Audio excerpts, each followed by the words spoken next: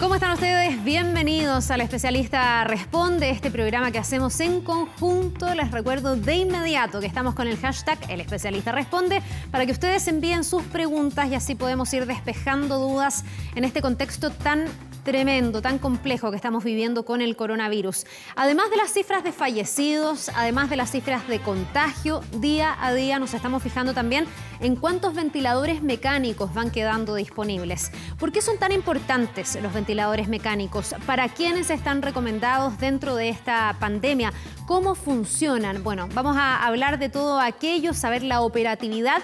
Estamos para eso junto al doctor Tomás Regueira, él es presidente de la Sociedad Chilena de Medicina Intensiva. ¿Cómo está, doctor? Muchísimas gracias por acompañarnos aquí en El Especialista Responde. Bienvenido. Buenos días, Carla. Buenas tardes ya. Buenas tardes. A ver, doctor, cuénteme qué es un ventilador mecánico. Tanto que hemos hablado de esto, pero hay distintos tipos. Partamos en rasgos generales o en un concepto amplio. ¿Qué es un ventilador mecánico? ¿A qué le ayuda al organismo?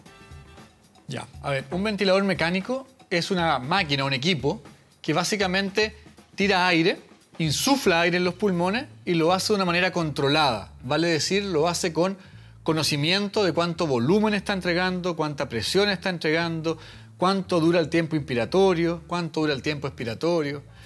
A ver, para que se entienda bien, cuando uno respira normalmente, respira generando presión negativa. Yo bajo mis músculos, expando el tórax y genero un vacío. Y así entra el aire ahora, en la normalidad. El ventilador mecánico funciona en forma contraria. Mete el aire a presión positiva en un paciente, y por lo tanto es completamente anormal de la fisiología normal. Doctor, dígame. Tenemos una gráfica para tratar de explicarlo de manera más didáctica también, para que la gente que nos ve pueda darse cuenta de todo esto. Aquí estamos hablando de cuál es el funcionamiento. Usted, y lo decía ya, el aire oxigenado es enviado desde el ventilador al paciente. Aire filtrado, humedecido y temperado antes de ingresar al organismo a través del tubo endotraqueal. Y el aire exhalado con el CO2 regresa al ventilador. ¿Por qué se necesita un ventilador mecánico cuando una persona no tiene la capacidad por sí misma de respirar? Es una súper buena pregunta. En el fondo el pulmón normalmente es un panal de abeja muy blandito. Tú puedes respirar tranquilamente sin que te pese el pulmón, entre comillas. El ventilador mecánico lo que hace es cuando el pulmón se pone pesado. ¿Por qué se pone pesado el pulmón? Porque se llena de líquido proveniente del virus, proveniente de la reacción inflamatoria del virus. Al ponerse pesado el pulmón, te empieza a respirar, te empieza a costar moverlo. Y el ventilador mecánico viene a aliviar esa sensación de pesadez, entregando aire a presión positiva y relevando la función que hacen tus músculos. Doctor, uno dice aire, pero ahí estamos viendo que dice filtrado, humedecido. Usted me decía también que tiene que ver con cada uno de los pacientes. Al final estos ventiladores hay que ajustarlo, calibrarlo, porque a lo mejor mi necesidad respiratoria no va a ser la misma que otro paciente. Y me imagino que debe haber componentes como, no sé, el peso, el tamaño de los pulmones, la flexibilidad de los mismos que hacen que se programe distinto de paciente a paciente, ¿o no? Claro, a ver, dos preguntas en una. El aire, en un cubo de aire, si tú tomas un cubo, un quinto es oxígeno, el resto es nitrógeno, CO2, otras cosas. Entonces, normalmente nosotros respiramos un 21% de oxígeno, un quinto. Yeah. El ventilador mecánico, como tú bien preguntas, va aumentando la cantidad de oxígeno en la medida que el paciente lo necesita, 30, 40, hasta un 100%. Y este aire se humidifica para no secar la vía aérea y se filtra de bacterias y de virus. Y eso básicamente es lo que hace el ventilador mecánico inicialmente. Doctor, el insumo aquí necesario es el oxígeno, ¿verdad? Pero nosotros sabemos que hay otro tipo de máquinas de oxígeno y hay otros soportes de oxígeno. Lo que yo le preguntaba es, en el caso de los ventiladores mecánicos, estamos ante una tecnología que es mucho más precisa, ¿no? Exacto. El ventilador mecánico normal, de primera gama que ocupamos siempre, mete este oxígeno a una, como te decía al principio, de una forma súper personalizada. La cantidad de volumen que necesita un paciente A es distinta al paciente B. La cantidad de presión, la forma de respirar, por ejemplo, un asmático que está obstruido, con sibilancia, ¿cierto?, que suena el tórax, que silba, necesita mucho tiempo para botar el aire. En cambio, un paciente con una neumonía por COVID necesita más tiempo para entrar el aire. Entonces, cada ventilación, como tú bien señalas, es personalizada. Doctor, tenemos otra gráfica que tiene que ver con los tipos de ventiladores mecánicos. Yo la verdad es que pensaba que había solo uno, que era el de alta complejidad, y que todo el resto se llamaba de otra manera, que era en el fondo un soporte de oxígeno, pero no necesariamente un ventilador mecánico. Pero aquí vamos a ver por lo menos dos que son distintos. Hay uno que es el que digo yo que es más complejo y donde hemos escuchado que hay que intubar a través de también este tubo endotraqueal, que tiene esta sonda nasogástrica, que tiene una sonda nasofaringia también, pero también hay otro que usted me dice que igual es un ventilador mecánico, que es el clásico de la mascarilla, el que hemos visto más seguramente en películas, en teleseries, no sé. ¿Cuál es la diferencia entre estos dos ventiladores? A ver, hay distintos tipos de ventilación. La más común, la que tú decías, es la ventilación mecánica invasiva, que es un tubo endotraqueal, ¿cierto?, por la garganta a los pulmones y que hace lo que conversábamos anteriormente. Los otros ventiladores se llaman ventiladores no invasivos y se llaman no invasivos porque no ocupan este tubo endotraqueal. Hay ventiladores no invasivos chiquititos, como los que ocupan la gente que tiene apnea del sueño, los roncadores, que son chiquititos, se los llevan a la casa. Y hay otros más grandes, capaces de levantar más presión, que son los que ocupamos en la clínica y en los hospitales, digamos. Y la gran diferencia es la máscara, la interfase. No es un tubo, sino que una máscara a presión, que puede ser nariz-boca o puede ser de toda la cara, digamos. Doctor, y en el caso de los pacientes que tienen COVID y que están llegando hoy día a unidades de pacientes críticos, ¿están recibiendo ambos tipos de ventilación? Algunos van a tener la mascarilla y otros van a ser intubados o ya han sido intubados. Sí, inicialmente la pandemia, cuando llegó a Chile, marzo, los primeros días de abril, le teníamos bastante miedo a la ventilación no invasiva, con máscara, porque se libera mucho aerosol al aire para el personal de salud. Sin embargo, aprendimos ya a hacerlo bien, con filtros, etcétera. Por lo tanto, estamos ocupando mucho ventilación no invasiva y estas cánulas nasales de alto flujo con los pacientes de guatita, y con esto hemos evitado cientos de intubaciones y de tal manera liberarlos a los pacientes más graves tengan estas camas más graves. Doctor, pero mire, no sabía yo lo que usted estaba diciendo, que en el fondo con la máscara esta había mucho riesgo por los flujos, sobre todo para el equipo médico. Lo que yo había escuchado también es que el proceso de intubación es súper riesgoso para el equipo médico. O sea, las dos técnicas al final hace que ustedes tengan que extremar todas las medidas, ¿no? Porque la intubación, no sé si usted me puede contar cómo es, pero entiendo que es bastante riesgosa para ustedes. Sí, nosotros llamamos procedimientos que aerolizan. Quiere decir que el virus que sale de la vía aérea viene más finito y llega más lejos, se expande metros. Es como un factor spray. Tal cual, entonces más riesgoso para el personal de salud. Estos procedimientos son intubar, meter esta cámara de televisión que se llama fibrobroncoscopía, y la ventilación no invasiva, como tú bien decías. Por eso es que nos preocupa, lo hacemos con muchos cuidados, muchas precauciones. Por ejemplo, tú me preguntabas, cuando uno intuba, uno se pone un buzo completo, se pone antiparra, se tapa la boca con mascarilla, se pone escafandra, de tal manera de evitar acercarse a la vía aérea del paciente. De hecho, tratamos de intubar, por ejemplo, en vez de intubar metido en la boca del paciente, intubamos con una cámara de televisión, de manera de poder hacerlo lo más lejos posible y no contaminarnos. Manteniendo la distancia también, en este caso. Oiga, doctor, y que un paciente COVID tenga un tipo de ventilador donde hay que intubar u el otro ventilador donde hay la máscara, ¿depende de qué? De la disponibilidad de los ventiladores, porque sabemos que están súper exigidos y no es que sobren, o va a depender del cuadro, de la gravedad. ¿Cómo tienen un funcionamiento distinto, por ejemplo, en su efectividad? A ver, muchos de estos pacientes tienen oxígeno bajo, necesitan mucho oxígeno, de este 21% a un 80%, ya, pero responden muy bien en términos de respirar tranquilo, estando de guatita, con algo que les entregue presión.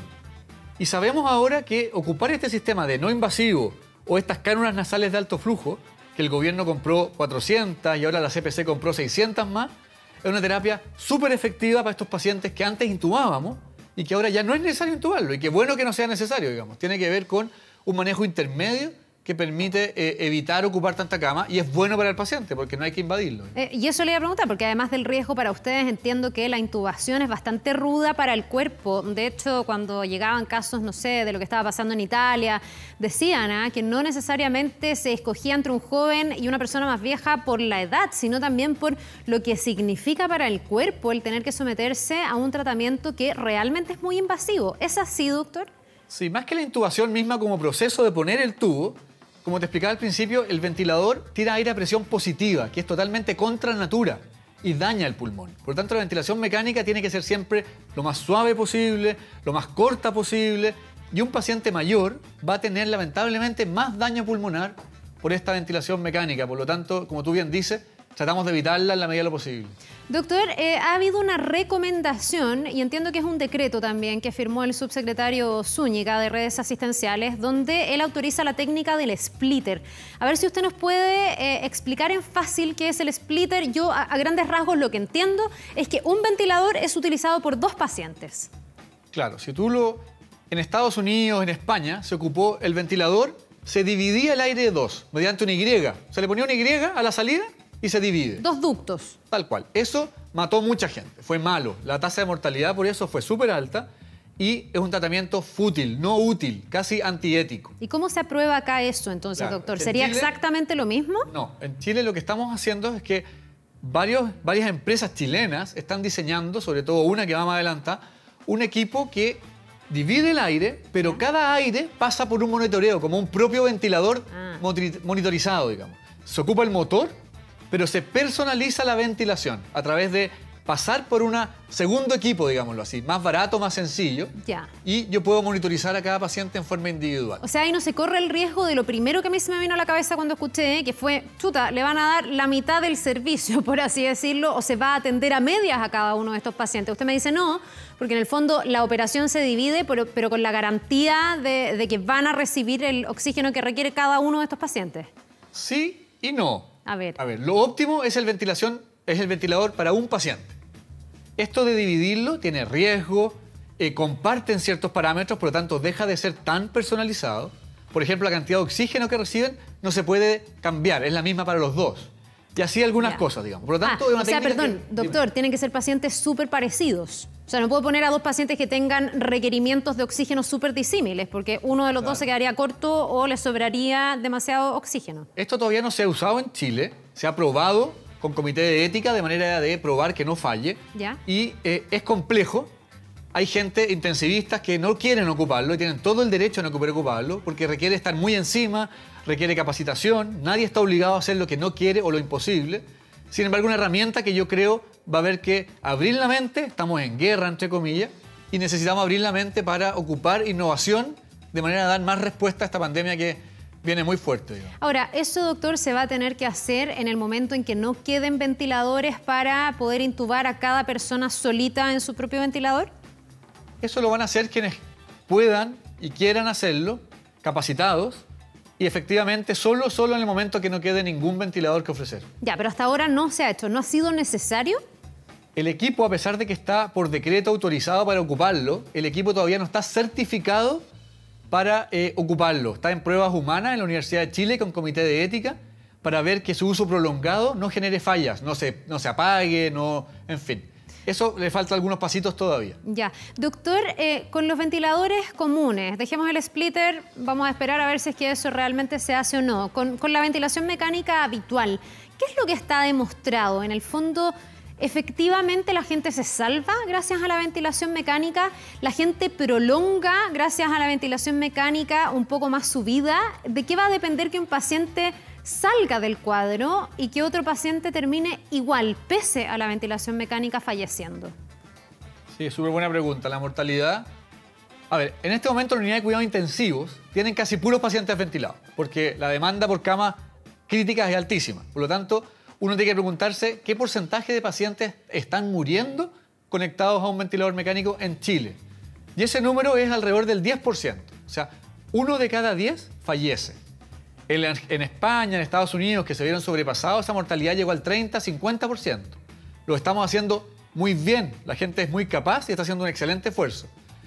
¿Por qué alguien fallece y otro no, que tú me preguntabas? Bueno, probablemente y sin duda el que fallece tiende a ser mayor, menos tolerancia, tiende a tener enfermedades crónicas, hipertensión, diabetes, enfisema pulmonar, son los que fallecen con más frecuencia. O hay algunos pacientes que lamentablemente hacen cuadros como agudos de paro cardíaco o falla cardíaca aguda, que son más jóvenes y son menos esperados, digamos. Doctor, y a la inversa la pregunta entonces, ¿se toma ese tipo de consideración antes de decidir intubar o no a una persona? Porque si a usted le llega un paciente sano, que no tiene enfermedad de base, me imagino que el pronóstico al momento de intubar en un ventilador mecánico va a ser mejor que si le llega una persona, no sé, adulta mayor o joven, pero que tiene enfermedad de base, un efisema pulmonar. ¿Se considera ese cuadro clínico para la decisión de intubar o no a una persona? Por supuesto que se considera. Es bien complejo, Maca, en el sentido que, a ver, ¿qué pasa si tú llegas a la urgencia solo porque tienes COVID y nadie te conoce, digamos? Quizás te intuben, digamos. Entonces hay procesos que se toman, decisiones que se toman en la urgencia o decisiones que hay que tomar et post, digamos, después. Eso sucede todo el tiempo. Pacientes que ya llevan 5 días de ventilación y están muy mal y son añosos y tienen daño pulmonar, lo que hablábamos, uno los deja partir, digamos, hablando con la familia, entendiendo lo que está pasando. O bien pacientes con cáncer avanzado, en fin. Es bien dinámico, Maca, es bien complejo y va de acuerdo a la realidad de cada centro también, ¿no? Ya, doctor, vamos a hacer un alto breve porque vamos a revisar comentarios también que nos llegan a esta hora a través de las redes con, además, todo lo que usted nos está contando. Nos dice ahí Luis Acevedo, por apreciación personal, no soy especialista, me parece que hay ventiladores, pero lo que no tenemos es personal. Este es un buen punto, doctor, porque mucho se ha discutido cuál es el cuello de botella de nuestro sistema. Y estamos súper pendientes al número de ventiladores todos los días, pero los propios especialistas dicen, ojo, hay que tener gente que sepa operar esos ventiladores y gente en el equipo médico que hace otras funciones que también se está enfermando, que tampoco está dando abasto. ¿Cómo estamos en esa materia? Yo le respondería a Luis, que tiene toda la razón.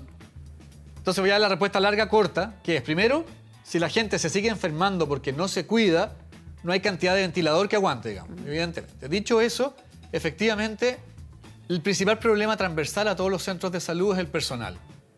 Sobre todo enfermería, técnicos paramédicos, kinesiólogos especialistas, porque claramente o están muy cansados y faltan, y es un temazo, por supuesto, ¿eh? Sí. Hay realidades locales, Maca, perdona, por ejemplo, hay hospitales que tienen más problemas con espacio físico, otros con equipos con ventiladores. Me llamaba ayer el doctor de los Andes, por ejemplo, y me decía, doctor, necesito 3 ventiladores y tengo el personal. Y hablamos con el gobierno y se mandaron 3 ventiladores.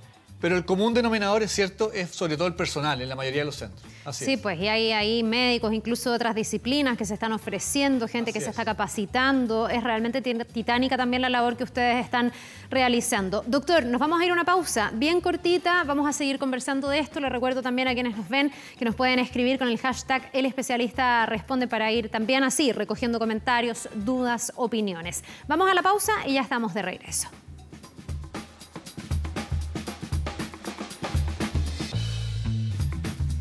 Bien, ya estamos de regreso. Seguimos conversando con el doctor Tomás Regueira, presidente de la Sociedad Chilena de Medicina Intensiva. Doctor, gracias por seguir con nosotros. Antes de seguir con la conversación, lo voy a invitar a que veamos la última gráfica que tenemos preparada y que es bien pormenorizada de cómo son o cuáles son los componentes que tienen estos ventiladores, que son los más invasivos, los más típicos que tenemos en la cabeza. Tiene el tubo endotraqueal, que entiendo es lo que va hacia la tráquea y cómo se intuba la gente. Tiene esta sonda también nasogástrica, tiene la unidad de ventilación, el filtro y hay además un tema técnico. El paciente tiene que estar sedado al momento de recibir la intubación. Con esta gráfica le quiero preguntar por algo como anexo que tiene que ver con los equipos de anestesia, que también sabemos se están reconvirtiendo para hacer la función de los ventiladores. No necesariamente, me imagino, tienen todos estos componentes. Entonces mi pregunta es, ¿son igual de efectivos? ¿Ha habido incluso algunos fabricantes que no lo recomiendan para estos fines? Sí, las máquinas de anestesia. Las máquinas de anestesia son útiles y hay que atreverse a ocuparlas. Nosotros en nuestro centro, en la clínica, estamos ocupando ya 16 pacientes conectados a máquinas de anestesia. Si no, no tienen respuesta a esos pacientes, digamos. Entonces la pregunta es, ¿vamos a insistir en mantener un estándar óptimo o vamos a ser capaces de dar el paso, como lo están haciendo la mayoría de las instituciones, a ocupar medidas extraordinarias? Las máquinas de anestesia tienen limitaciones, por supuesto. Respecto a la gráfica que tú muestras, tienen todo lo que tú señalas. La limitante principal de las máquinas de anestesia es que son el flujo que entregan. ¿Cómo lo explico? La velocidad del aire es más lenta. Entonces es más incómodo para el paciente. Cuando el paciente está sedado profundo, no hay problema, funcionan muy bien. El problema es cuando tú quieres despertar al paciente, que tienen un poco más de sed de aire. Pero eso se puede ir manejando de distintas formas. Puedes ocupar un ventilador tradicional cuando sales de la ventilación, en la última etapa, en fin, digamos. Pero hay que atreverse a ocuparla, funciona muy bien y incluyen todos los elementos que tú señalabas en la gráfica. Por tanto, no tienen ni un riesgo. Uno podría decir, no son exactamente igual a un ventilador, ni entregan el flujo tan precisamente, pero tampoco suponen un riesgo. No, no suponen un riesgo porque las máquinas de anestesia actuales miden presiones, miden volumen, así que tú le entregas al paciente una ventilación personalizada y un poco más lenta nomás si tú quieres, pero funciona muy bien. Perfecto. Doctor, ¿cómo es la recuperación de los pacientes que han sido intubados y que logran salir de la ventilación mecánica? Primero, le quiero preguntar más o menos, porque me imagino que depende de cada uno de los pacientes, ¿cuánto dura la ventilación mecánica en un cuadro de COVID? Para que nos hagamos una idea y que después usted me cuente cuánto cuesta o no que las personas se recuperen definitivamente. Sí, es bien variable, ¿eh? Nunca dura menos de 7 días. Ya. El promedio está alrededor de 12 días. Entre 10 y 14 días, el promedio 12, diría yo. Eso lo hemos medido, por supuesto. Las secuelas que tienen los pacientes son múltiples, pero en general todas rehabilitables. Vale decir, van a quedar muy débiles, van a quedar flacos, van a quedar con afonía o disfonía por un tiempo, van a tener que rehabilitar la capacidad de tragar comida porque se desentrena la capacidad de tragar comida. La capacidad de caminar firme, de rehabilitar los músculos, todas esas cosas requieren probablemente 1 a 2 meses después de tener la enfermedad grave. Por supuesto, los enfermos menos graves tienen secuelas menores y se rehabilitan más rápido. Claro, me imagino que los que estuvieron menos tiempo intubados tienen menos secuelas que los que estuvieron más tiempo. Por supuesto. Es como que hay que volver a recordar por sí mismo el cómo se respiraba. Los pulmones en el fondo tienen que volver a retomar su elasticidad habitual y su funcionamiento. Exacto. Aparte de todo lo que dije, nosotros nos sacamos los pacientes sanos. Los sacamos cuando ya pueden recuperar la autonomía, pero todavía están un poquito pesados. Todavía salen con oxígeno, todavía salen con un cierto apoyo.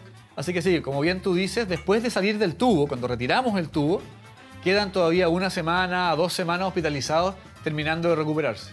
Doctor, tenemos una pregunta a esta hora a través de nuestras redes sociales. Les recuerdo que estamos con el hashtag El Especialista Responde. Fernanda Manríquez dice, ¿cuál es el costo de la hospitalización y del uso de un ventilador mecánico, doctor? Sí. No voy a hablar de montos exactos, pero por supuesto que tiene alto costo, digamos. Tiene mucho personal. Acuérdense que cada paciente requiere enfermera, técnico paramédico, médico, kinesiólogo, nutricionista, entre otros. Requiere más el equipo mismo. Todos los circuitos del ventilador son nuevos, son para el paciente. No los puedo repetir en el siguiente paciente. Todos los filtros, todas las sondas de aspiración, la sonda nasoenteral, la comida que se le da, la sedación es cara también, las drogas.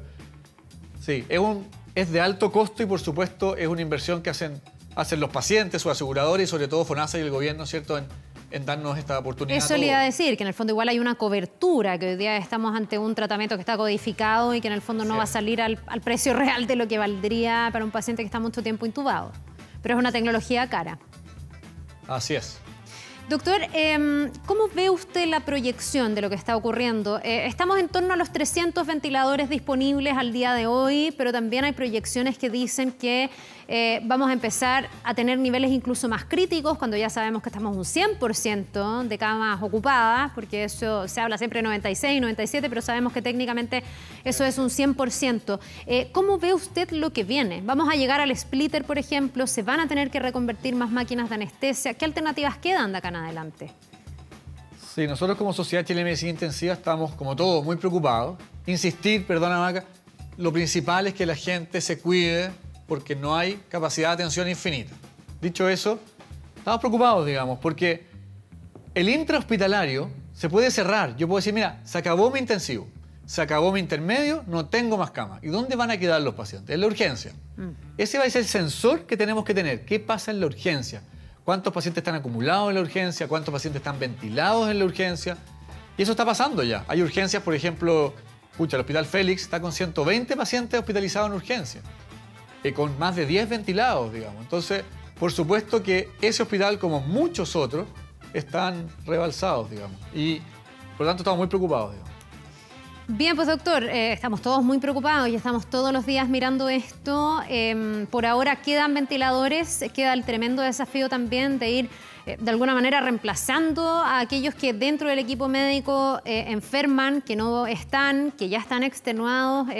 Cada vez que hacemos entrevistas o hacemos este programa y conversamos con doctores o con alguien de la salud, aprovechamos de agradecer porque están haciendo una labor titánica, así que a través suyo también extender ese saludo y ese agradecimiento a todos quienes están dando esta batalla contra el coronavirus, que en el fondo son quienes tienen nuestras vidas en sus manos. A cualquiera nos podría tocar, así que muchas gracias por habernos acompañado, por habernos explicado también, porque queda bastante más claro en qué consiste la ventilación mecánica tan clave en la lucha contra el coronavirus. Que le vaya muy bien, doctor. Gracias, Maca, que estén bien. Que esté muy bien, nos vemos. Nosotros les agradecemos a ustedes por habernos acompañado en el programa de hoy. Nos reencontramos en el próximo El Especialista Responde. Que les vaya muy bien, nos vemos.